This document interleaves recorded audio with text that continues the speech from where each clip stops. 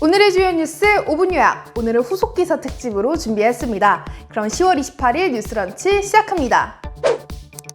독감 백신 관련 뉴스 여러 번 전해드렸죠. 상온 노출에 백색 입자 발견, 접종 후 사망 사례까지 수십 건 발생해 독감 백신에 대한 불안감이 한껏 증폭되었습니다. 하지만 전문가들과 보건당국은 백신 접종과 사망 간 인과성이 매우 낮다고 강조하며 접종을 적극 권유하고 있습니다. 백신의 심각한 부작용은 아나필락시스, 즉 급성 알레르기 쇼크가 대표적인데 대부분의 부검 결과 사망 원인은 그게 아니라 갑작스러운 추위나 스트레스 때문에 발생한 심혈관 질환, 뇌혈관 질환이었다는 겁니다. 박능훈 보건복지부 장관은 국민들의 우려를 조금이나마 잠재우려는 목적으로 본인이 직접 독감 예방접종을 받기도 했습니다. 접종을 받은 후 과도한 공포와 잘못된 정보는 오히려 안전을 저해할 수 있다라고 말하기도 했습니다. 박 장관 외에도 몇몇 복지부 당국자들도 독감 백신을 맞았고 29일에는 정은경 질병관리청장도 독감 예방접종을 받을 예정이라고 합니다. 한편 백신 접종 이틀 뒤에 숨진 고교생의 형이 제 동생의 죽음에 억울함을 풀어주세요 라는 국민청원을 올리기도 했습니다.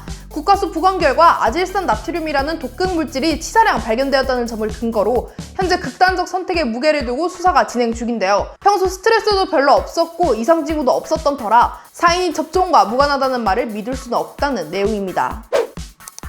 10월 19일에 수업 중 무함마드 풍자 간평을 다뤘다가 피살당해 숨진 프랑스 교사의 소식 전해드렸죠. 피살 사건 이후 프랑스 마크롱 대통령은 강경한 대응을 이어나갔습니다. 우선 무함마드에 대한 풍자도 표현의 자유의 영역이라고 분명히 밝혔고 앞으로 정가가 있는 무슬림들을 국에 추방하는 등 정교 분리 원칙을 강화하겠다고 공언했습니다. 이러한 마크롱에 대응해 터키의 대통령 에르도안이 독서를 여러 차례 내비텄습니다. 마크롱 대통령은 증상이 있으며 정신과 치료를 받아야 한다. 유럽 지도자들은 나치와 연결되어 있는 파시스트다 등입니다. 이런 상황의 갈등은 프랑스 대 터키를 넘어 유럽 대 중동 차원으로 확대되고 있습니다. 독일과 이탈리아 총리 등 유럽 각국의 지도자들은 에르도안의 발언을 강력하게 규탄하고 프랑스를 두둔했습니다. 한편 이슬람 국가들은 무함마드에 대한 신성모독을 비판하며 테러리스트와 이슬람 전체를 동일시하는 데 불만을 내비쳤습니다. 터키, 사우디아라비아, 요르단, 쿠웨이트 등지에서는 프랑스산 제품 불매 운동이 이루어지고 있으며 마크롱의 사진을 발로 밟거나 불태우는 시위가 이어지고 있습니다.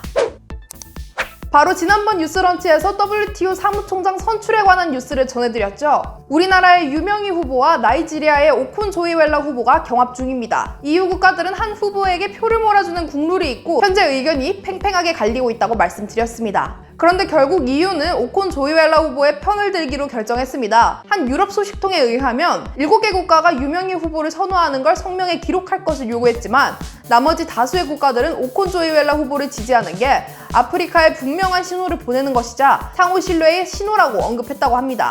협상 결과 EU의 전체가 이에 합의했고요. EU 27개 회원국이 더해지면서 오콘조이웰라는 사실상 과반수의 지지를 획득했습니다. 하지만 결과는 아직 모릅니다.